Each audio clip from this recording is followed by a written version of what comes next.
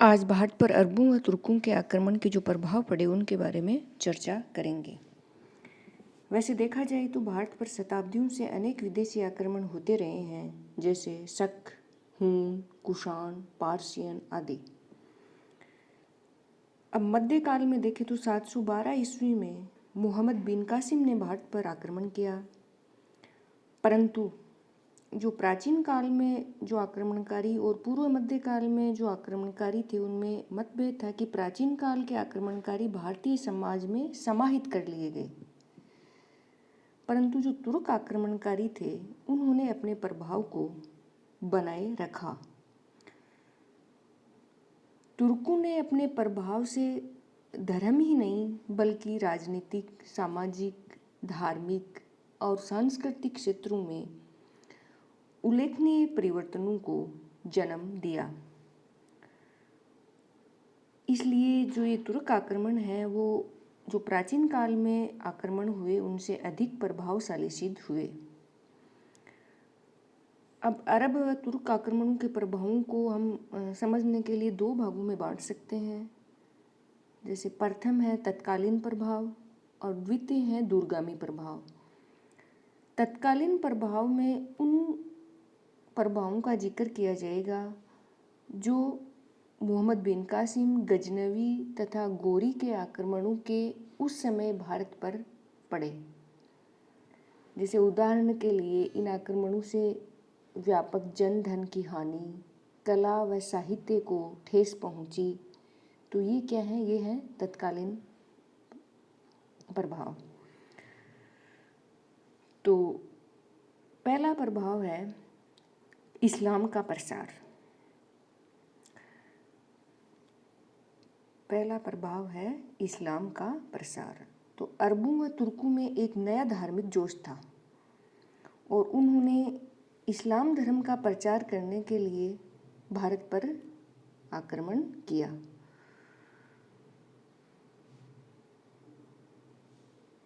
और उत्तरी भारत पर अधिकार करने के बाद उन्होंने इस्लाम का बड़ी तेजी से प्रचार प्रसार किया। जैसे इन तुर्क आक्रमणकारियों ने जबरदस्ती हिंदुओं को मुसलमान बनाया, मंदिरों व मूर्तियों से तोड़फोड़ की और इनके प्रभाव में आकर अनेक हिंदुओं ने भी इस्लाम धर्म ग्रहण कर लिया। तो दिन प्रतिदिन अरब व तुर्क आक्रमण के बाद भारत में इस्लाम धर्म के प्रचार प्रसार में तेजी देखी गई।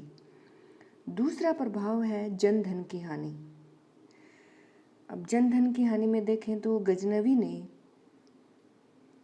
भारत पर 1000 ईस्वी से 1026 ईस्वी के दौरान अनेक आक्रमण किए और लगभग सभी में वह विजयी रहा।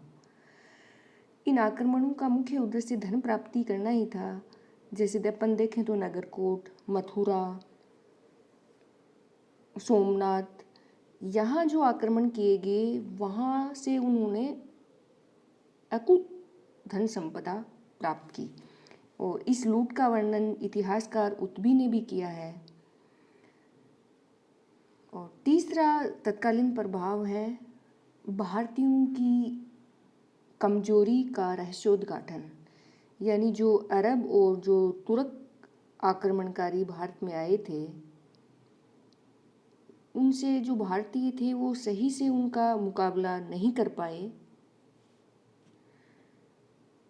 इससे विदेशियों के सामने एक भारतीयों की कमजोरी सामने आ गई कि इनमें राजनीतिक एकता नहीं है, राजनीतिक दृष्टि से अस्थिर है। भारत छोटे छोटे राज्यों में बटा हुआ है जहाँ पे अलग अलग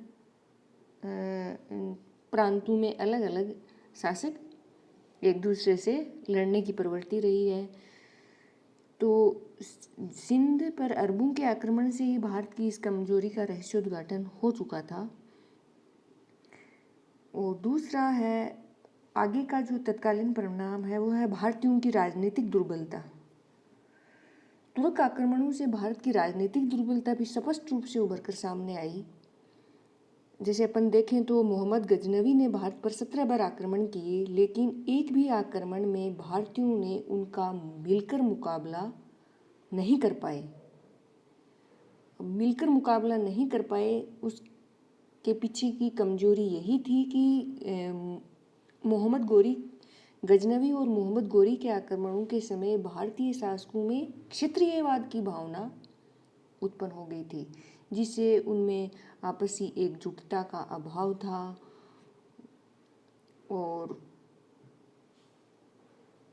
वो एक दूसरे को नीचा दिखाने की प्रवृत्ति में विश्वास रखने लग गए थे।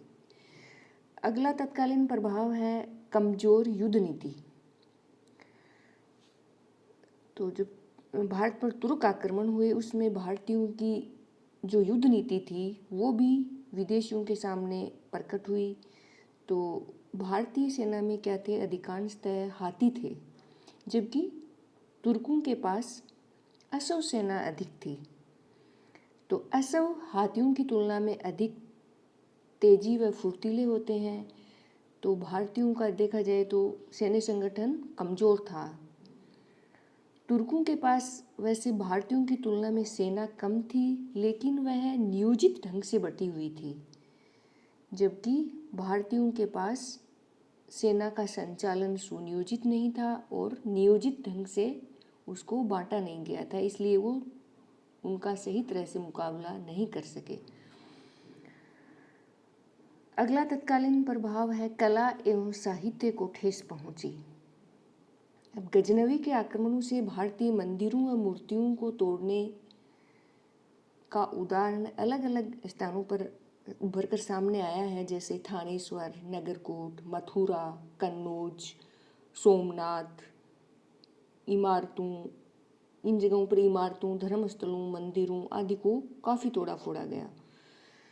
और यहाँ पे मोहम्मद गजनवी ने मंदिरों और मूर्तियों को तोड़ा ही नहीं, बल्कि जो उच्च कोटि के जो कलाकार और शिल्पकार थे उनको वो अपने साथ गजनी ले गया और उनको मौत के घाट उतार दिया गया। तो ऐसे कार्यों से जो भारतीय जो स्थापत्य कला थी या जो साहित्य के रचनाकार थे वहाँ काफ़ी हानि हुई। और अगला तत्कालीन प्रभाव है भारत में तुर्क सत्ता की स्थापना। तो तुर्क आक्रमणों से भारत में तुर्क सत्ता की स्थापना हुई। यह है तुर्क आक्रमण का सबसे व्यापक यानी सबसे गहरा तत्कालीन प्रभाव था कि मोहम्मद गोरी ने पंजाब पर अधिकार करके भारत के जो अंदरूनी भाग थे वहाँ पर कब्जा कर लिया था।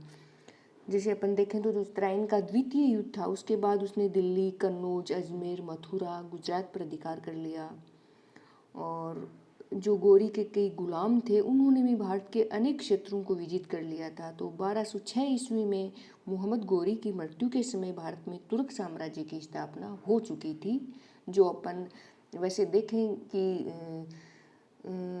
तुर्कों के जो आक्रमणों के प्रभाव पड़े उसमें तत्कालीन प्रभाव सर्व प्रमुख कौन सा था, तो वो है भारत में तुर्क सत्ता की स्थापना 1206 ईस्वी। अब है तुर्क आक्रमणों के दूरगामी प्रभाव। तो मोहम्मद गजनवी और गोरी के जो सफलतापूर्वक अभियान है उनमें तुर्क शासन की शुरुआत की और एक नया राजनीतिक तत्व प्रविष्ट हुआ। मूलभूत ढांचे में बदलाव होने के बावजूद भी तुर्क आक्रमणों ने भारतीय समाज के जीवन के सभी क्षेत्रों में नए तत्वों को उत्पन्न करने का प्रयास किया। तो ये जो अंदरूनी है, जैसे उसमें अपन समाज भी मान लें, शिक्षा भी मान लें, स्थापत्य कला भी मान लें, उसमें जो नए तत्व आए उनको हम दूरगामी प्रभावों में उनकी गणना की जा सकती है। तो पहला दूरगामी प्रभाव है भारत में शक्तिशाली केंद्रीय सत्ता की स्थापना। तो पूर्व मध्यकाल में जैसे अपन देखें तो हर्षवर्धन की मृत्यु के बाद केंद्रीय सत्ता कमजोर हो गई थी और जो राजपूत शासक हैं वो अपने जो क्यों राजपूत शासनकाल में सामंतवादी प्रथा उनका व्यापक प्रचलन था, तो सामंतों पर डिपेंडेंट हो गए थे।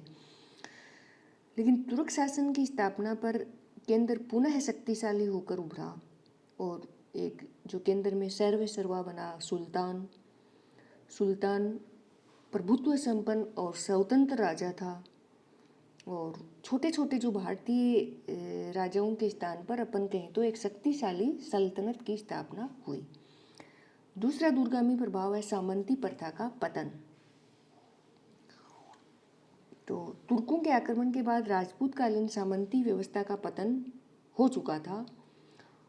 तुर्क शासकों ने क्या किया, जो मुख्य राजपूत सरदार थे उनको उनके पदों से हटा दिया और सामंतों को अब किसी भी क्षेत्र विशेष पर शासन करने का अधिकार नहीं रहा।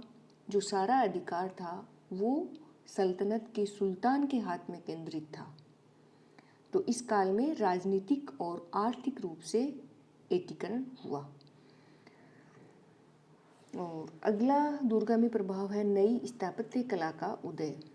तुर्क आक्रमण के प्रभाव से भारतीय स्थापत्य कला में नए तत्वों का समावेश हुआ।